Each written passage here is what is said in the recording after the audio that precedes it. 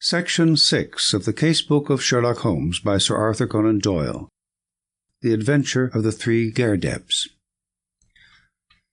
It may have been a comedy, or it may have been a tragedy. It cost one man his reason, it cost me a bloodletting, and it cost yet another man the penalties of the law.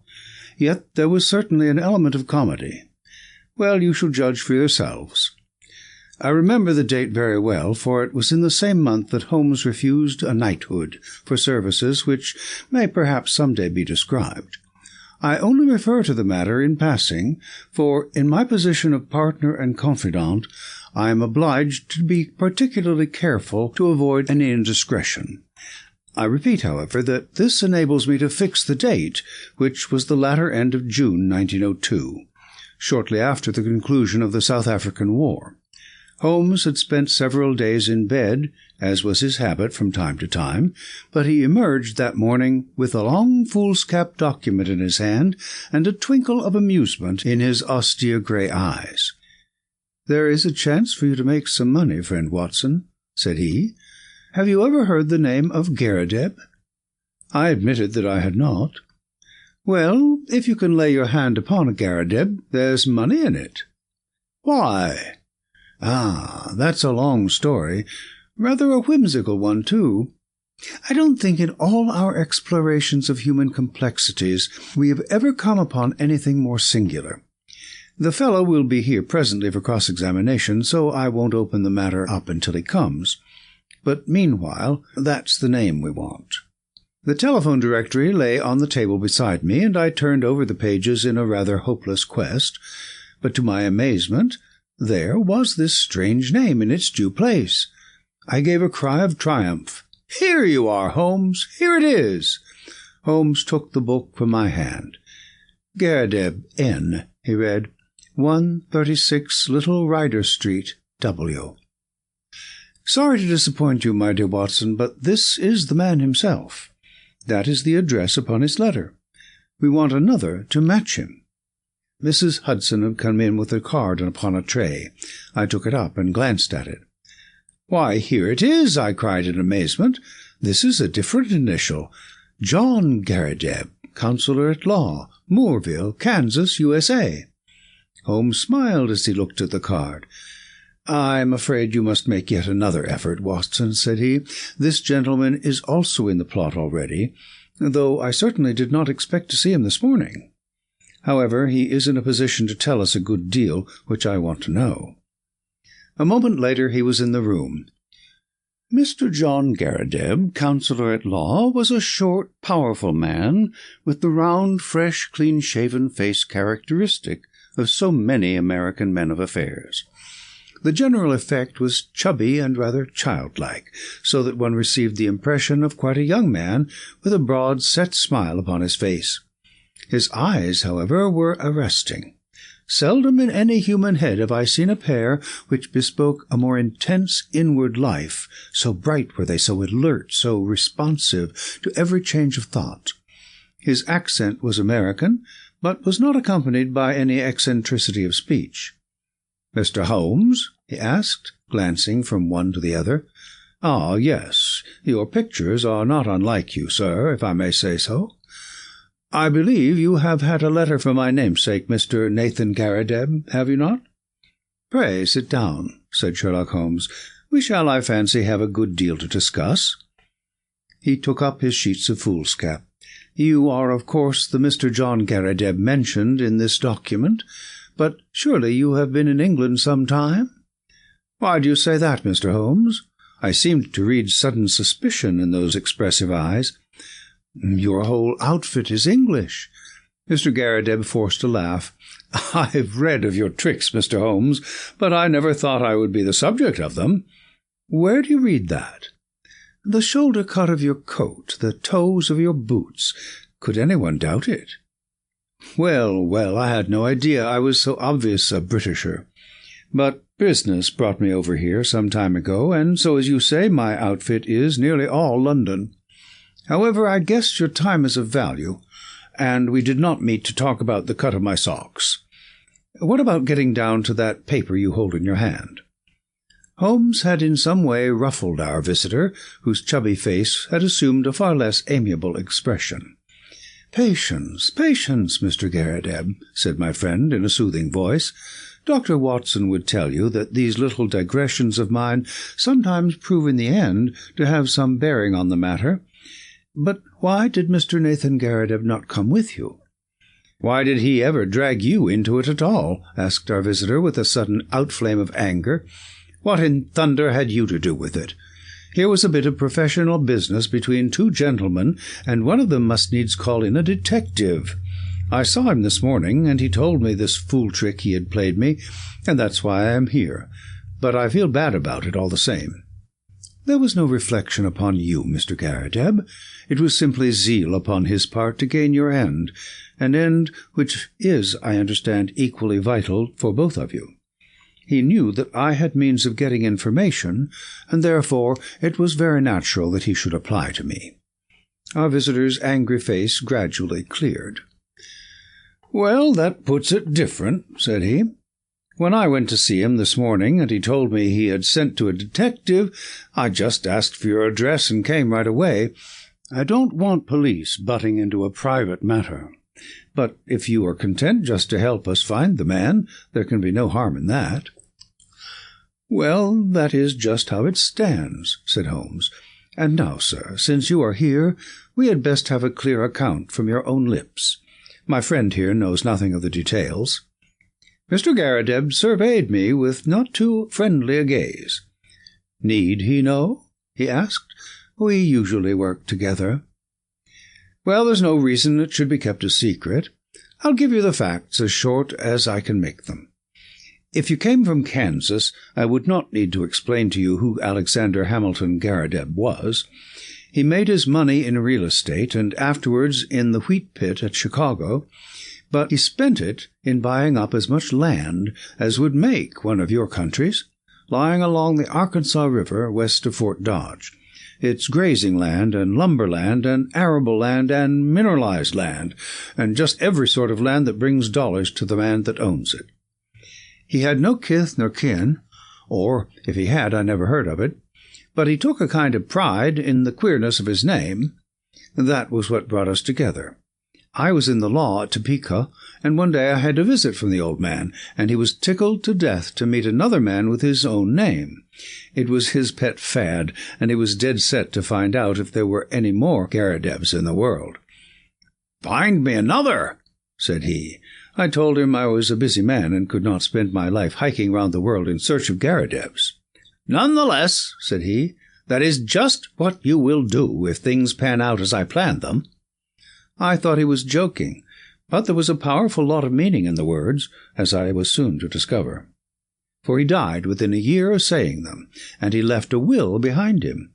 It was the queerest will that has ever been filed in the state of Kansas. His property was divided into 3 parts, and I was to have one on condition that I found 2 Garridebs who would share the remainder. It's $5 million for each, if it is a cent, but we can't lay a finger on it until we all 3 stand in a row. It was so big a chance that I just let my legal practice slide, and I set forth looking for Garridebs. There is not one in the United States.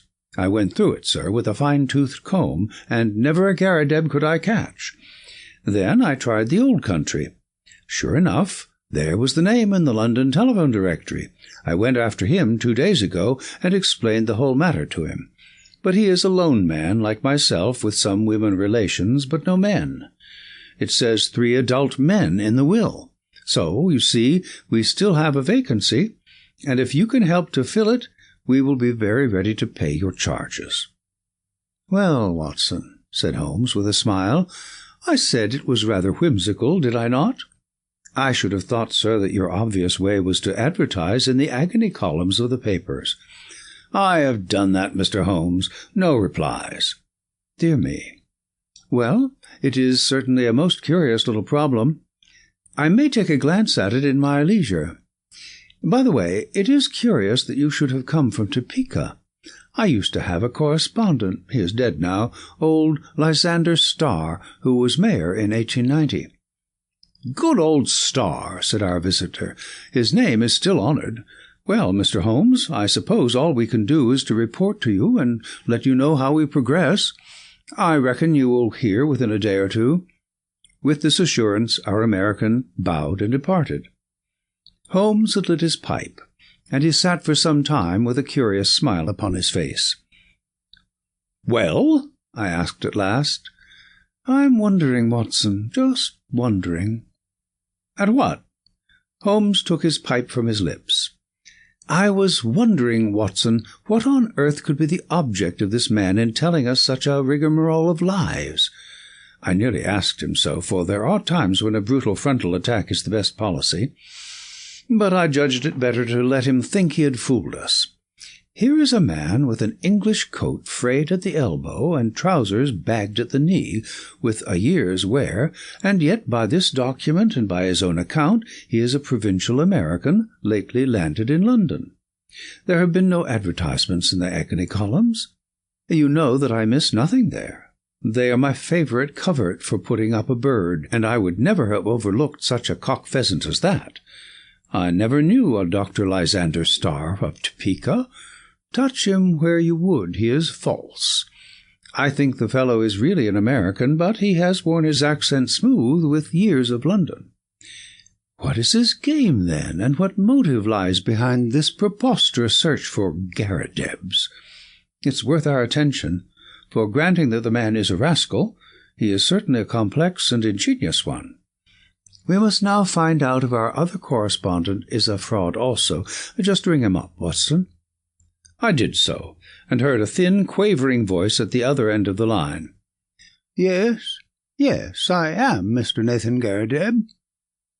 "Is Mr. Holmes there? I should very much like to have a word with Mr. Holmes." My friend took the instrument, and I heard the usual syncopated dialogue. "Yes, he has been here. I understand that you don't know him?" "How long?" "Only 2 days." Yes, of course. It is a most captivating prospect. Will you be at home this evening? I suppose your namesake will not be there?" "Very good. We will come then, for I would rather have a chat without him. Dr. Watson will come with me." "I understood from your note that you did not go out often." "Well, we shall be round about 6. You need not mention it to the American lawyer." "Very good. Good-bye." It was twilight of a lovely spring evening, and even Little Ryder Street, one of the smaller offshoots from the Edgware Road, within a stone-cast of old Tyburn Tree of evil memory, looked golden and wonderful in the slanting rays of the setting sun. The particular house to which we were directed was a large, old-fashioned, early Georgian edifice with a flat brick face, broken only by 2 deep bay windows on the ground floor. It was on this ground floor that our client lived, and, indeed, the low windows proved to be the front of the huge room in which he spent his waking hours. Holmes pointed, as we passed, to the small brass plate which bore the curious name. "Up some years, Watson," he remarked, indicating its discoloured surface. "It's his real name, anyhow, and that is something to note." The house had a common stair, and there were a number of names painted in the hall, some indicating offices and some private chambers. It was not a collection of residential flats, but rather the abode of bohemian bachelors. Our client opened the door for us himself, and apologized by saying that the woman in charge left at 4 o'clock. Mr. Nathan Garrideb proved to be a very tall, loose-jointed, round-backed person, gaunt and bald, some 60-odd years of age. He had a cadaverous face, with the dull, dead skin of a man to whom exercise was unknown. Large, round spectacles and a small, projecting goat's beard combined with his stooping attitude to give him an expression of peering curiosity. The general effect, however, was amiable, though eccentric. The room was as curious as its occupant. It looked like a small museum. It was both broad and deep, with cupboards and cabinets all round, crowded with specimens, geological and anatomical. Cases of butterflies and moths flanked each side of the entrance. A large table in the center was littered with all sorts of debris, while the tall brass tube of a powerful microscope bristled up amongst them. As I glanced round, I was surprised at the universality of the man's interests. Here was a case of ancient coins, there was a cabinet of flint instruments. Behind his central table was a large cupboard of fossil bones. Above was a line of plaster skulls with such names as Neanderthal, Heidelberg, Cro-Magnon printed beneath them. It was clear that he was a student of many subjects. As he stood in front of us now, he held a piece of chamois leather in his right hand, with which he was polishing a coin.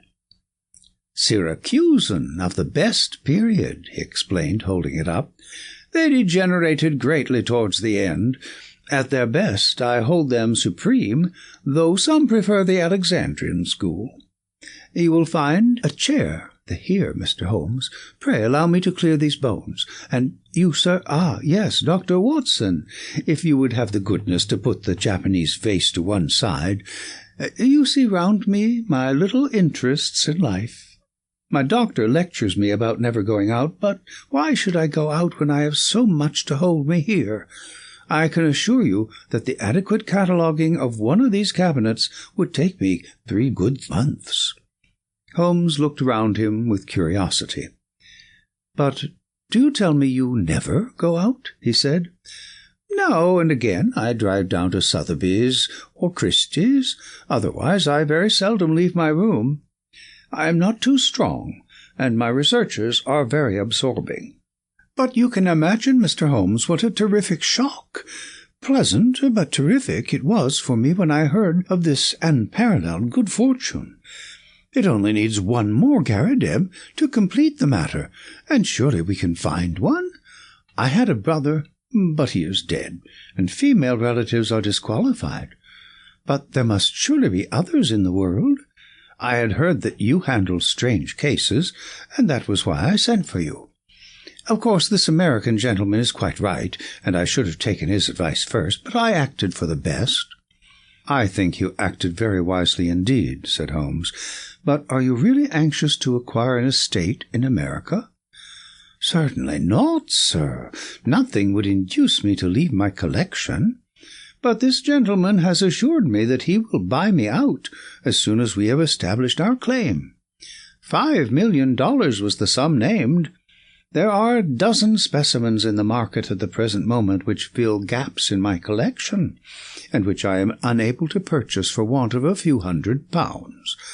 Just think what I could do with $5 million. Why, I have the nucleus of a national collection. I shall be the Hans Sloane of my age." His eyes gleamed behind his great spectacles. It was very clear that no pains would be spared by Mr. Nathan Garrideb in finding a namesake. "I merely called to make your acquaintance, and there is no reason why I should interrupt your studies," said Holmes. "I prefer to establish personal touch with those with whom I do business. There are few questions I need ask, for I have your very clear narrative in my pocket, and I filled up the blanks when this American gentleman called. I understand that up to this week you were unaware of his existence." "That is so. He called last Tuesday." "Did he tell you of our interview today?" "Yes, he came straight back to me. He had been very angry." "Why should he be angry?" "He seemed to think it was some reflection on his honor. But he was quite cheerful again when he returned." "Did he suggest any course of action?" "No, sir, he did not." "Has he had or asked for any money from you?" "No, sir, never." "You see no possible object he has in view?" "None, except what he states." "Did you tell him of our telephone appointment?" "Yes, sir, I did." Holmes was lost in thought. I could see that he was puzzled. "Have you any articles of great value in your collection?" "No, sir, I am not a rich man. It is a good collection, but not a very valuable one." "You have no fear of burglars?" "Not the least." "How long have you been in these rooms?" "Nearly 5 years." Holmes's cross-examination was interrupted by an imperative knocking at the door. No sooner had our client unlatched it than the American lawyer burst excitedly into the room. "Here you are," he cried, waving a paper over his head. "I thought I should be in time to get you. Mr. Nathan Garrideb, my congratulations. You are a rich man, sir. Our business is happily finished, and all is well. As to you, Mr. Holmes, we can only say we are sorry if we have given you any useless trouble." He handed over the paper to our client, who stood staring at a marked advertisement. Holmes and I leaned forward and read it over his shoulder. This is how it ran. Howard Garrideb, constructor of agricultural machinery. Binders, reapers' steam and hand plows, drills, harrows, farmers' carts, buckboards, and all other appliances. Estimates for artesian wells. Apply Grosvenor Buildings, Aston. "Glorious!" gasped our host. "That makes our third man." "I had opened up inquiries in Birmingham," said the American, "and my agent there has sent me this advertisement from a local paper. We must hustle and put the thing through. I have written to this man and told him that you will see him in his office tomorrow afternoon at 4 o'clock. "You want me to see him?" "What do you say, Mr. Holmes? Don't you think it would be wiser? Here am I, a wandering American with a wonderful tale. Why should he believe what I tell him? But you are a Britisher with solid references, and he is bound to take notice of what you say. I would go with you if you wished, but I have a very busy day tomorrow, and I could always follow you if you are in any trouble." "Well, I have not made such a journey for years." "It is nothing, Mr. Garrideb. I have figured out your connections. You leave at 12 and should be there soon after 2. Then you can be back the same night. All you have to do is to see this man, explain the matter, and get an affidavit of his existence. By the Lord," he added hotly, "considering I've come all the way from the centre of America, it is surely little enough if you go 100 miles in order to put this matter through." "Quite so," said Holmes. "I think what this gentleman says is very true." Mr. Nathan Garrideb shrugged his shoulders with a disconsolate air. "Well, if you insist, I shall go," said he. "It is certainly hard for me to refuse you anything, considering the glory of hope that you have brought into my life." "Then that is agreed," said Holmes, "and no doubt you will let me have a report as soon as you can." "I'll see to that," said the American. "Well," he added, looking at his watch, "I'll have to get on. I'll call tomorrow, Mr. Nathan, and see you off to Birmingham. Coming my way, Mr. Holmes? Well, then, good-bye, and we may have good news for you tomorrow night." I noticed that my friend's face cleared when the American left the room, and the look of thoughtful perplexity had vanished.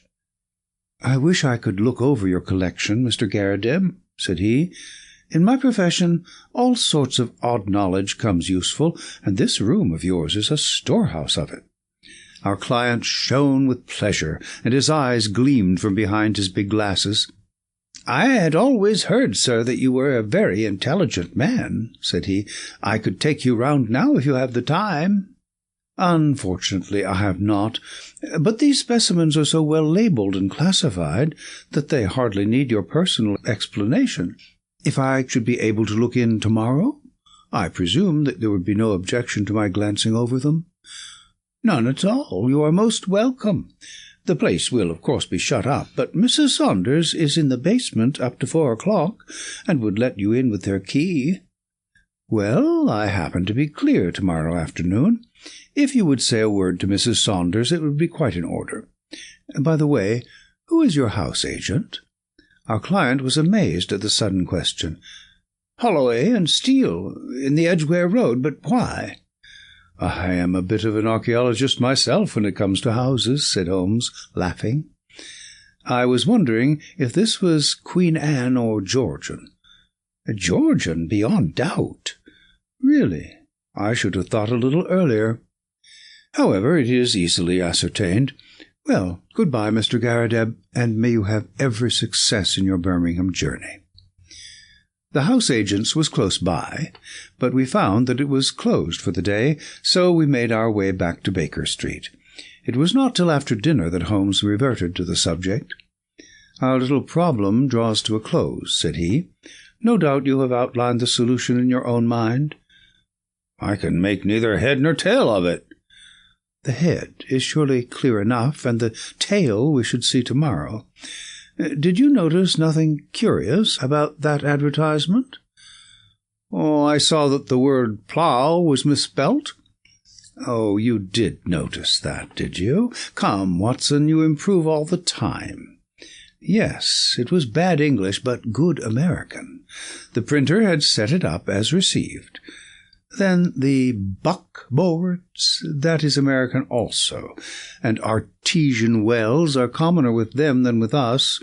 It was a typical American advertisement, but purporting to be from an English firm. What do you make of that?"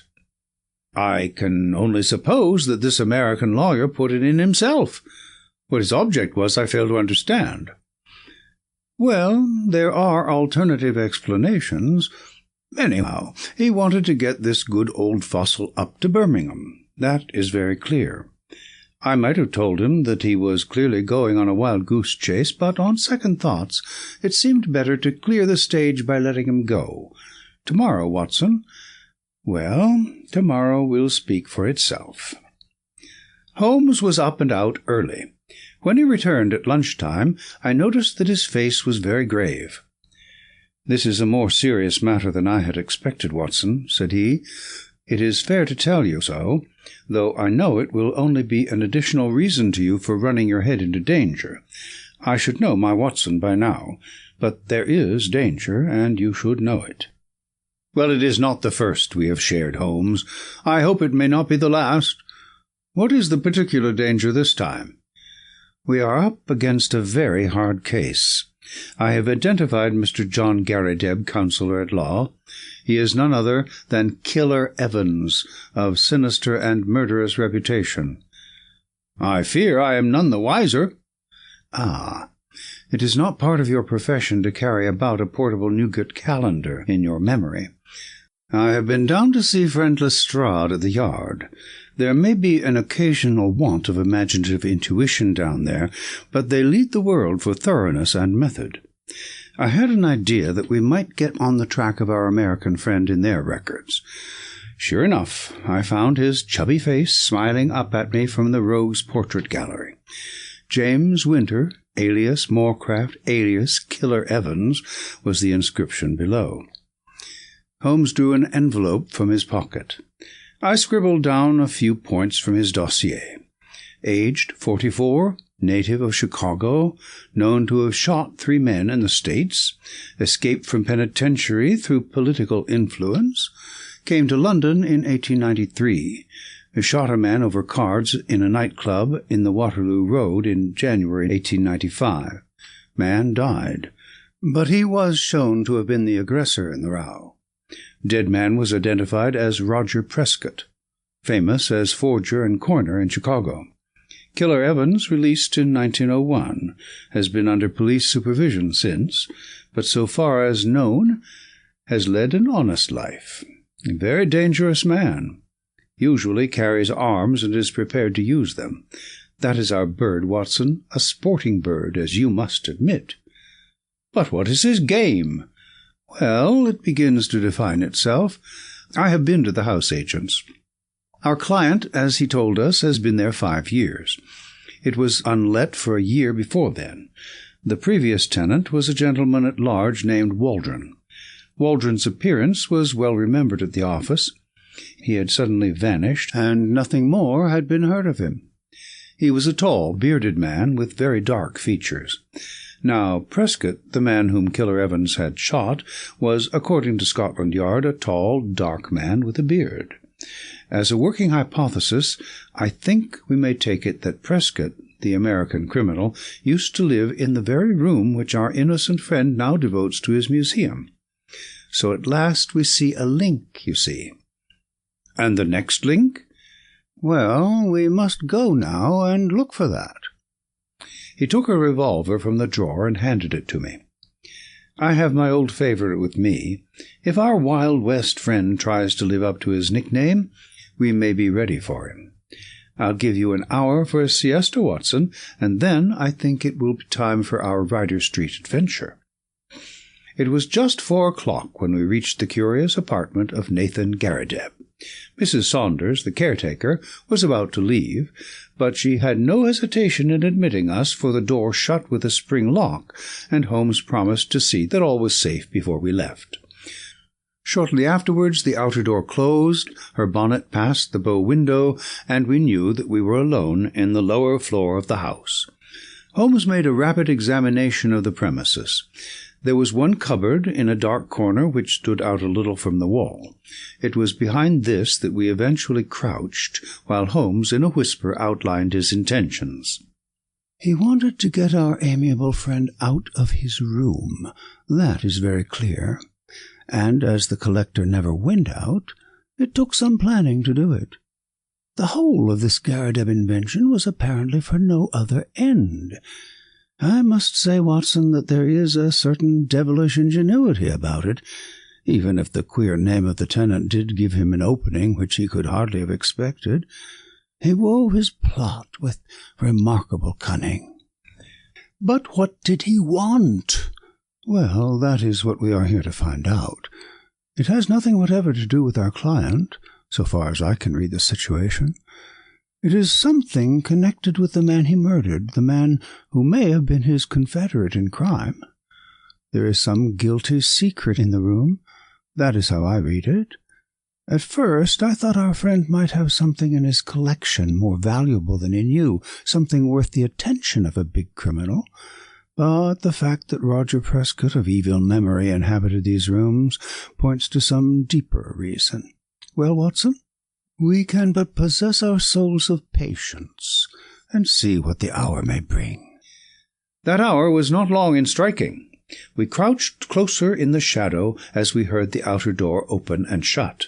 Then came the sharp metallic snap of a key, and the American was in the room. He closed the door softly behind him, took a sharp glance around him to see that all was safe, threw off his overcoat, and walked up to the central table with the brisk manner of one who knows exactly what he has to do and how to do it. He pushed the table to one side, tore up the square of carpet on which it rested, rolled it completely back, and then, drawing a jemmy from his inside pocket, he knelt down and worked vigorously upon the floor. Presently we heard the sound of sliding boards, and an instant later a square had opened in the planks. Killer Evans struck a match, lit a stump of candle, and vanished from our view. Clearly our moment had come. Holmes touched my wrist as a signal, and together we stole across to the open trap-door. Gently as we moved, however, the old floor must have creaked under our feet, for the head of our American, peering anxiously round, emerged suddenly from the open space. His face turned upon us with a glare of baffled rage, which gradually softened into a rather shamefaced grin as he realized that 2 pistols were pointed at his head. "Well, well," said he, coolly, as he scrambled to the surface, "I guess you have been one too many for me, Mr. Holmes. Saw through my game, I suppose, and played me for a sucker from the first. Well, sir, I hand it to you. You have me beat, and in an instant he had whisked out a revolver from his breast and had fired 2 shots. I felt a sudden hot sear, as if a red-hot iron had been pressed to my thigh. There was a crash as Holmes's pistol came down on the man's head. I had a vision of him sprawling upon the floor with blood running down his face, while Holmes rummaged him for weapons. Then my friend's wiry arms were around me, and he was leading me to a chair. "You're not hurt, Watson. For God's sake, say that you are not hurt."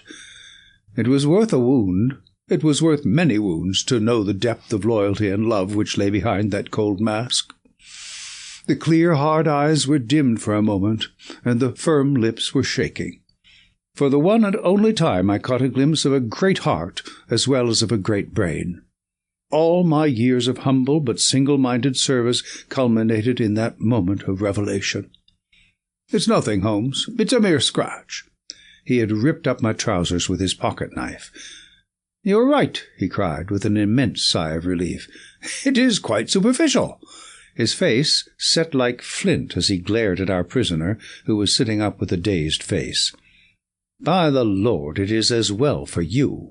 If you had killed Watson, you would not have got out of this room alive. Now, sir, What have you to say for yourself?" He had nothing to say for himself. He only lay and scowled. I leaned on Holmes's arm, and together we looked down into the small cellar which had been disclosed by the secret flap. It was still illuminated by the candle which Evans had taken down with him. Our eyes fell upon a mass of rusted machinery, great rolls of paper, a litter of bottles, and, neatly arranged upon a small table, a number of neat little bundles. "A printing press, a counterfeiter's outfit," said Holmes. "Yes, sir," said our prisoner, staggering slowly to his feet and then sinking into the chair. "The greatest counterfeiter London ever saw. That's Prescott's machine, and those bundles on the table are 2,000 of Prescott's notes, worth 100 each, and fit to pass anywhere. Help yourselves, gentlemen. Call it a deal, and let me beat it." Holmes laughed. "We don't do things like that, Mr. Evans. There is no bolt-hole for you in this country. You shot this man Prescott, did you not?" "Yes, sir, and got 5 years for it, though it was he who pulled on me. 5 years, when I should have had a medal the size of a soup plate. No living man could tell a Prescott from a Bank of England, and if I hadn't put him out, he would have flooded London with them. I was the only one in the world who knew where he made them. Can you wonder that I wanted to get to the place? And can you wonder that when I found this crazy boob of a bug hunter with the queer name squatting right on top of it and never quitting his room, I had to do the best I could to shift him? Maybe I would have been wiser if I had put him away. It would have been easy enough, but I'm a soft-hearted guy that can't begin shooting unless the other man has a gun also. But say, Mr. Holmes, what have I done wrong, anyhow? I've not used this plant. I've not hurt this old stiff. Where do you get me?" "Only attempted murder, so far as I can see," said Holmes. "But that's not our job. They take that at the next stage. What we wanted at present was just your sweet self. Please give the Yard a call, Watson. It won't be entirely unexpected." So, those were the facts about Killer Evans and his remarkable invention of the 3 Garridebs. We heard later that our poor old friend never got over the shock of his dissipated dreams. When his castle in the air fell down, it buried him beneath the ruins. He was last heard of at a nursing home in Brixton. It was a glad day at the Yard when the Prescott outfit was discovered, for though they knew that it existed, they had never been able, after the death of the man, to find out where it was. Evans had indeed done great service and caused several worthy C.I.D. men to sleep the sounder, for the counterfeiter stands in a class by himself as a public danger. They would willingly have subscribed to that soup-plate medal of which the criminal had spoken, but an unappreciative bench took a less favourable view, and the killer returned to those shades from which he had just emerged. End of the adventure of the 3 Garridebs.